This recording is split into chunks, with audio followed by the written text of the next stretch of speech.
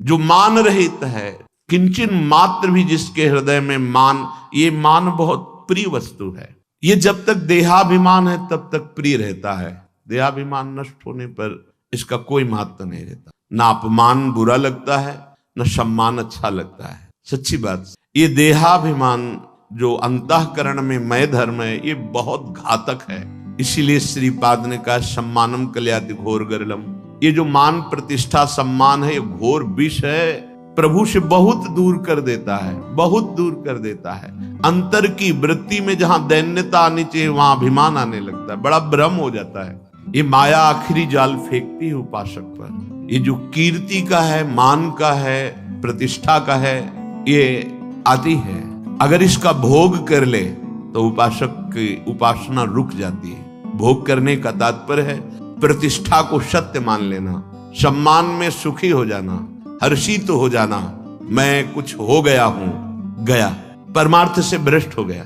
ये अंतिम खाई थी, बहुत मुंहभरा गिर गया इस खाई में। बहुत मीठा जहर है जिसे स्वयं लेके खाया जाता है। जो साधक गुरु कृपा पात्र है वो फंस नहीं सकता, इस विष को नहीं खा सकता। क्योंकि जैसे सुंदर खीर बनाई जाए और तुम्हारे कान में विश्वसनीय पुरुष आके दे मत खाना, इसमें जहर है, तो आप कदापि नहीं खा सकते। ऐसे ही गुरु कृपा पात्र जानता है सम्मानम कल्याति घोर गरलम, ये विष है। अगर इसको खा लिए तो ऐसा प्रमाद चढ़ेगा कि प्रभु से विमुख हो जाओगे। ये बहुत बड़ी खाई, अंतिम खाई, इसमें गिर जाता है। मान रहित हर आचार्य, हर महापुरुष ने इस पर बहुत जोर दिया है, मान रहित होना। महाप्रभु चैतन्य देव जी कह रहे तृणादपि सुनी चेन तरोरी सहिष्णुना अमानी ना मान देना।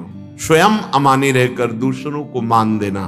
देखो गुरुजनों को पंचांग प्रणाम करते, सबको, जो भी बैठा है सभा में सबको प्रणाम करते, क्योंकि सब में हमारे आराध्य देव विराजमान है। अब आपका जो भावावेश हो करो, साष्टांग दंडवत करो, प्रणाम करो, नमस्कार करो या निंदा करो, उससे तो कोई, हमारे आराध्य देव आप हैं। अब सम्मान छू नहीं सकता। निर्मान, मान रहित, अमोहा, किसी से मोह नहीं। जो मोहन की उपासना करता है उसको मोहित कौन कर सकता है? मोहना आराध्य देव का लक्षण उपासक में आता है।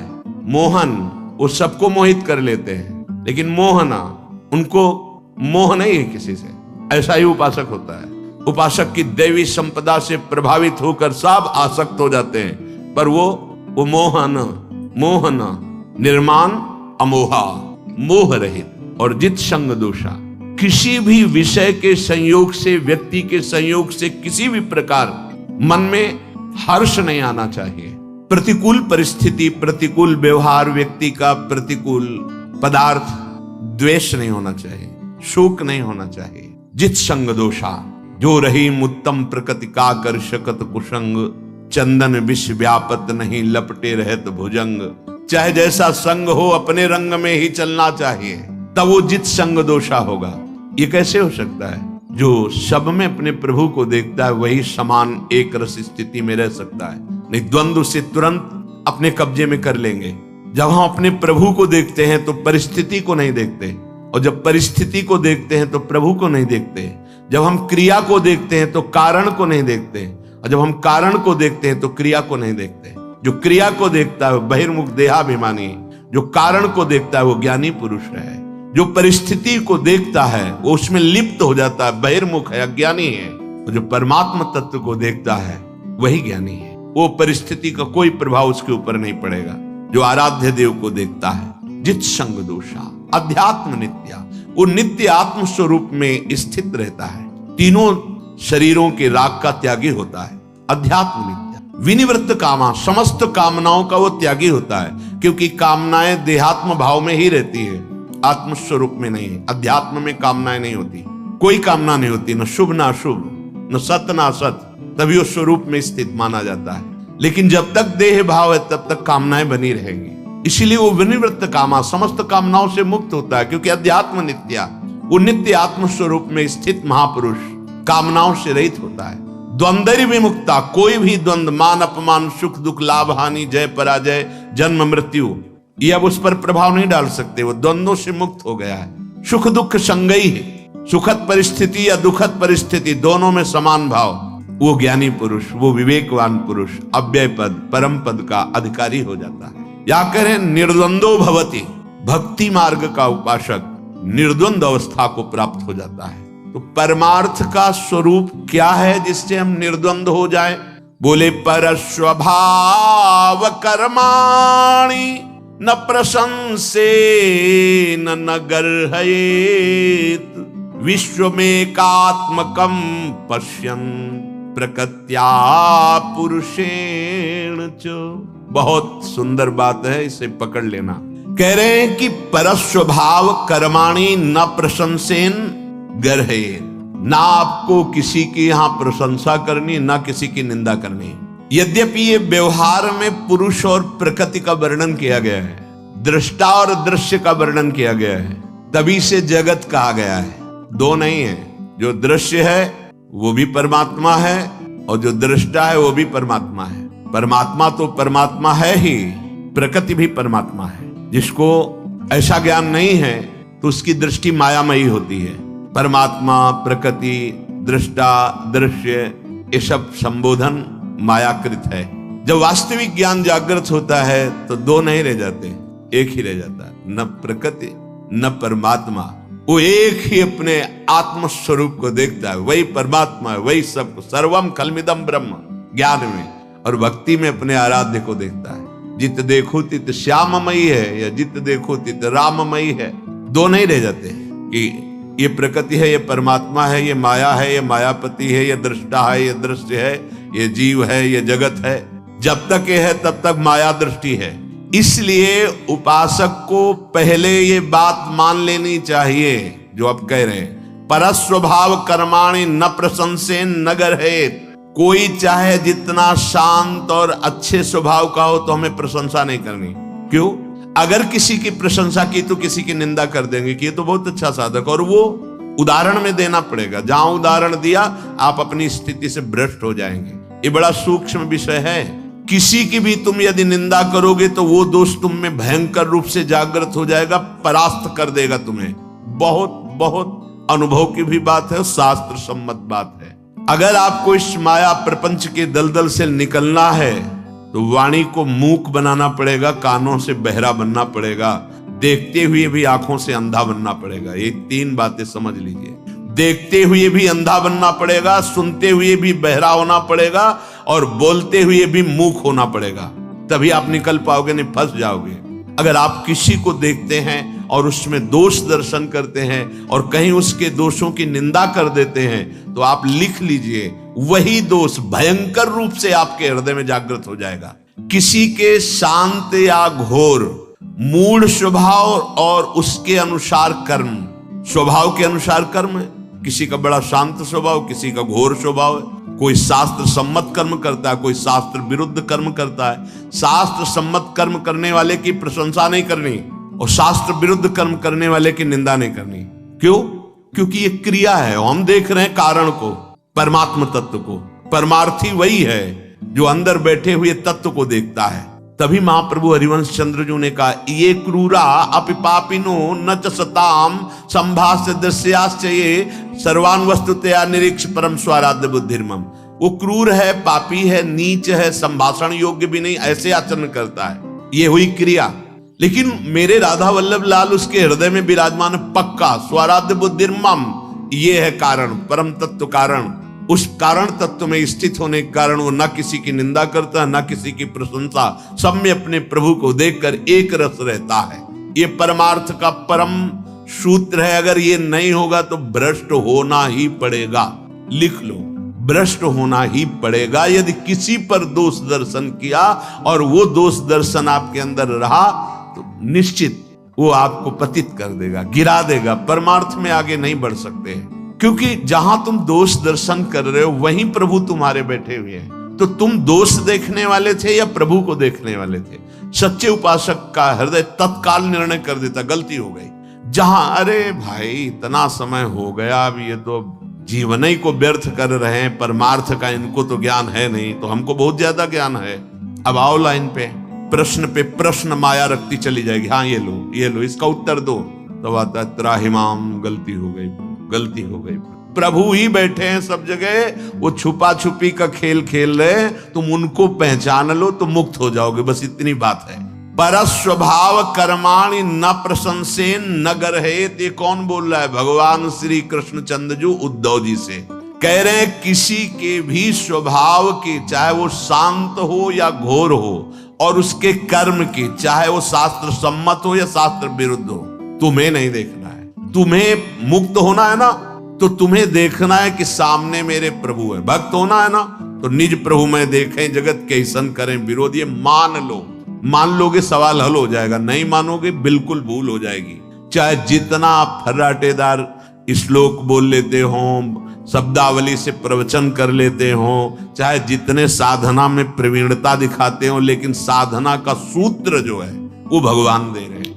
न किसी की निंदा करनी है कर्म की, ना उसके स्वभाव की, ना किसी की प्रशंसा करनी कर्म की, ना उसके स्वभाव की। अब आगे, परस्वभाव कर्माणि यह प्रशंसति निंदति। ध्यान दीजिए, भगवान बोल रहे हैं, स आशुभ्रश्यते स्वार्था दसत्यभिनिवेशतः।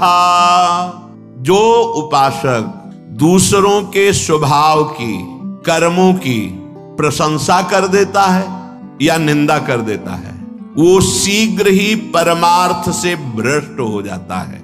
सा आशु मतलब बहुत जल्दी, सा आशु भ्रश्यते स्वार्था दसत्यभिनिवेशतः। तत्काल वो अपने परमार्थ पथ से भ्रष्ट हो जाता है, पर गिरते समय पता नहीं चलता। जब गिर जाता है तब लगता है मैं कहां आ गया, मेरी स्थिति यहां तो नहीं थी, इस विकार में तो नहीं थी। तो कीन हो इसका बहु अभिमाना, सुख हो वंचा कृपा निधाना। तुमने अभिमान करके किसी की निंदा कर दी, किसी की प्रशंसा कर दी, फंस गए। गोस्वामी जी बड़ी प्रवीणता से इसी श्लोक का टीका करते हैं। सुनहु तात मायाकृत गुण अरु दोष अनेक, और गुण या उभय न देखी, देखी सो अविवेक। हे तात, माया के द्वारा कुछ गुण रचे गए हैं, कुछ दोष रचे गए हैं। सबसे बड़ा उपासक का गुण यही है कि ना वो किसी में गुण देखे, ना किसी में दोष देखे। अगर वो गुण दोष देखता है तो यही अविवेक है, अज्ञान है। वही बात भगवान यहां संस्कृत में बोल रहे हैं, परस्वभाव कर्माणि यह प्रशंसति निंदति। जो दूसरे के स्वभाव की या कर्म की प्रशंसा या निंदा कर देता है, सा आशुभ्रश्यते स्वार्था दसत्यभिनिवेशतः। वह अपने परमार्थ साधन से भ्रष्ट हो जाता है, गिर जाता है। क्योंकि जहां उसने प्रशंसा की तो या निंदा की तो सत्यत्व बुद्धि हो गई कर्म और स्वभाव पर, जबकि असत है ये बात। ये कर्म असत है और ये स्वभाव असत है, क्योंकि हर स्वभाव की रचना सतोगुण रजोगुण तमोगुण ये गुण से होती है। जो कारण शरीर है वो इन गुणों से, सतोगुण रजोगुण तमोगुण, इन्हीं से उसकी सृष्टि हुई स्वभाव की। तो ना किसी के स्वभाव की प्रशंसा करता है, ना वो निंदा करता, क्योंकि जानता है गुणों के अनुसार है। जो निंदा करने की चेष्टा तो घोर स्वभाव है, अशांत स्वभाव है, मलिन स्वभाव है। अच्छा स्वभाव है तो हम स्वभाव को लेकर नहीं, हम तो परमात्मा को लेकर के बात करने वाले हैं। तो अंदर में विराजमान प्रभु, प्रायः खींचातानी, लड़ाई झगड़ा, निंदा स्तुति, इसी में फंस जाते हैं हम। ये धर्म है, ये अधर्म है, ये लड़ाई झगड़ा इसी विषय को लेके करते हैं। सच्चा उपासक वो है कि सब में अपने प्रभु को देखकर शांत हो गया। कोई अगर उससे प्रश्न करता है तो उसका उत्तर है, अन्यथा अपनी तरफ से सब में वो भगवत भाव, न किसी से द्वेष, न किसी से गुण का संबंध। जो अहिंसा को सिद्ध कर लिए तो वहां गाय और शेर एक ही घाट में पानी पीते थे, उनको शिक्षा नहीं देनी होती थी। उस महात्मा का प्रभाव कि अगर उस घाट पर सिंह और गाय आ गए तो बैर छोड़कर एक साथ ही जल पीते थे। अहिंसा का सिद्धि कर ली, राग द्वेष पर विजय प्राप्त कर ली, तो पशु पक्षियों पर उसका प्रभाव पड़ता था। ऋषियों के आश्रम के पशु पक्षी वैर छोड़कर, देखो महादेव के घर में देखो, महादेव जी की सवारी नंदकेश्वर और अम्मा की सवारी बबर शेर, जो एक क्षण में खा जाए, खा ना जाए। सिंह बलात् बैल या गाय को अपना आहार बनाता है। देखो समदर्शिता का प्रकाश और प्रभाव। बामांग में विराजमान अंबा जी की सवारी है शेर, बबर शेर, और पिताजी की सवारी है बैल, और दोनों एक जगह शांत से रहते हैं। और बेटा जी की सवारी है चूहा, और महादेव जी के गले में है सर्प, और सर्प का आहार चूहा है कि नहीं? बड़े आराम से घर में रहते, झगड़ा नहीं होता। इधर गले में सर्प है, उधर गजानन महाराज की सवारी चूहा है। और एक और पुत्र है कार्तिकेय जी, इनकी सवारी क्या है? मोर। मोर का आहार क्या है? सांप। नहीं, कोई झगड़ा नहीं होता। सांप, मोर, चूहा, बैल, ये सब सिंह सब एक ही जगह। क्यों? क्योंकि वो शिव है, वो कल्याण स्वरूप शम है, परमात्मा स्वरूप है। तो जो उपासक शिव में स्थित है, ईश्वर में स्थित है, उसकी दृष्टि में पाखंड टिक ही नहीं सकता। जैसे अंधकार का विनाश करने के लिए भगवान सूर्य का उदय होना अत्यंत आवश्यक है। भगवान सूर्य न उदय हो, आप गारंटी दे दें कि मैं विश्व से अंधकार, तो आप झूठे कहे जाएंगे। आप चाहे जितने हाइलोजन लगा लो, चाहे जितने तारागण, चाहे जितने चंद्रमा एक साथ उदय हो जाएं, लेकिन अंधकार को नहीं मिटा सकते। अंधकार मिटाने के लिए एकमात्र भास्कर भगवान की जरूरत है। ऐसे ही अधर्म, पाखंड, अविद्या, इसका नाश करने के लिए ज्ञान रूपी भास्कर की जरूरत है, प्रेम रूपी भास्कर की जरूरत है। और वो यहां जरूरत है। यहां हुआ दृष्टि बदली तो सर्वम खलमिदम ब्रह्म, पूरा विश्व ईश्वर का स्वरूप था, है, रहेगा, अनुभव हो जाता है। परमार्थ को समझा जाए। एक प्रश्न किए थे आकर के कि धर्म में लड़ाई होती है, क्यों होती है? धर्म में हमारी बुद्धि की ये परेशानी है और कोई नहीं। धर्म कोई ऐसा नहीं होता जहां बैर विग्रह, ये सब नहीं, लड़ाई झगड़ा द्वेष, ये सब अविद्या में होते हैं, धर्म में नहीं होते। धर्म बहुत विशाल होता है। हमारी बुद्धि खराब है, हम अपने को समझते हैं धर्म वाले। बुद्धि खराब कब तक बुद्धि खराब मानी जाए? जब तक सामने इष्ट न दिखाई दे। बुद्धि शुद्ध उसी की है जो वस्तु तत्व को देखता है। प्रभु विराजमान है। मत्ता परतरम नान्यत किंचित धनंजय, मेरे सिवा कुछ नहीं। अब काहे को? हाँ, अब अगर स्वांग प्रभु देते हैं युद्ध का, तो जैसे अर्जुन को पूरी गीता जी सुनाकर, अब चलो स्वांग करो, तुम केवल निमित्त मात्र हो। देख, मैं विराट रूप में दिखाया, मैं कर चुका हूं ये सब, तुमको केवल निमित्त मात्र बनाए, मारे जा चुके हैं मेरे द्वारा। भगवान कहते हैं वो उपासक अपने भगवान में स्थित होकर, भगवान का लीला पात्र बनकर, जैसी लीला प्रेरणा होती वैसी हो रही, वो करता नहीं होता। इसलिए किसी की निंदा, किसी की प्रशंसा परमार्थ पथ का पथिक नहीं हो। प्रायः समय इसी में बर्बाद होता है और सबसे बड़ा अपराध इसी से बनता है। हमको अपना कर्तव्य पालन करना है। दूसरा कर रहा है कि नहीं, मुझे नहीं देखना है। दूसरा क्या कर रहा है, ये मुझे नहीं देखना। वो आकर प्रश्न करता है तो जो शास्त्र और गुरुजनों से समझा है वो बोल देते हैं, लेकिन अपनी तरफ से किसी की निंदा स्तुति करने का अधिकार उपासक को नहीं है। क्योंकि अगर ऐसा करेगा तो कह रहे परस्वभाव कर्माणि यह प्रशंसति निंदति स आसु भ्रष्टते स्वार्था दसत्यभिनिवेशतः। जो उपासक दूसरों के स्वभाव की, दूसरों की कर्मों की प्रशंसा करता है या निंदा करता है, वो शीघ्र अपने परमार्थ से भ्रष्ट हो जाता है। प्रायः जब कोई पास आता है तो अपनी प्रशंसा अपने मुख से करता है। मैंने ये किया, मैं ये कर रहा हूं, मैं ऐसा करता था, मैं सारा सुकृत गंवा के चला जाता है, नष्ट करके चला जाता है। अपने मुख से अपनी प्रशंसा करना पतन, और अपने मुख से दूसरे की निंदा करना पतन। अपने मुख से अपनी प्रशंसा अगर निकल गई तो समझ लो आप अपने पुण्यों का नाश कर दिए। पर वो अहंकार बर्दाश्त नहीं करता, वो उन्नति बर्दाश्त नहीं करता। वो आकर सभा में बोलता है मैं ऐसा किया, मैं ऐसा करूंगा। कोई बड़ी प्रवीणता से बोलते हैं कि हम तो केवल इसलिए पूछ लें ये सही है कि नहीं है। अभी तक आपको पता नहीं चला? सत्क्रिया करने वाले को किसी से पूछने की जरूरत नहीं पड़ती, हृदय बताता है सही है। पर हम वो चाहते नहीं, बहुत सही, धन्यवाद आपको धन्यवाद। बस वो धन्यवाद सुनने के लिए, अहम पुष्ट करने के लिए बहुत सावधान। अपने मुख से अपनी प्रशंसा नहीं करनी, दूसरे की निंदा नहीं करनी। कानों से अपनी प्रशंसा नहीं सुननी, दूसरे की निंदा नहीं सुननी। जब अपनी प्रशंसा कोई करने लगे तो कानों में अंगुली डाल लो, लेकिन और कान साफ करके सुनेंगे कि हाँ क्या कहा जा। दूसरे, हाँ अपने को अहम पुष्ट होता है ना। हाँ, पीछे से जब कोई निकले और बगल में बोले ना, ये जो महात्मा जा रहे हैं ना, बड़े भजनानंदी हैं, मतलब बड़ा अहंकार, मतलब मीठा जहर है। और जब कोई निंदा करेगा तो भाव अपने आप चढ़ जाए कि तुम जानते नहीं हो, मैं वैष्णव हूं, भगवत दास हूं, हमारी निंदा करते हो। भगवान देख लो। तो भगवान कहते तुम अपने को देख लो, हम तो खुद आकर के तुम्हें दर्पण दिखा रहे हैं कि तुम मुझे पहचान पाए। थोड़ी सी निंदा बर्दाश्त नहीं कर पा रहे हो, और हमारा आदेश है मान और अपमान दोनों में समान तुम्हें बनना है। तो मैं बनाने की चेष्टा कर रहा हूं। कभी अपमान भेजता हूं, अब मुस्कुराहट, तो कभी भारी सम्मान भेजता हूं, अब उदासीन, सम्मान से उदासीन और अपमान में मुस्कुराहट, मतलब बात पक्की, परमार्थ हमारा पक्का चल रहा है। बहुत सावधान।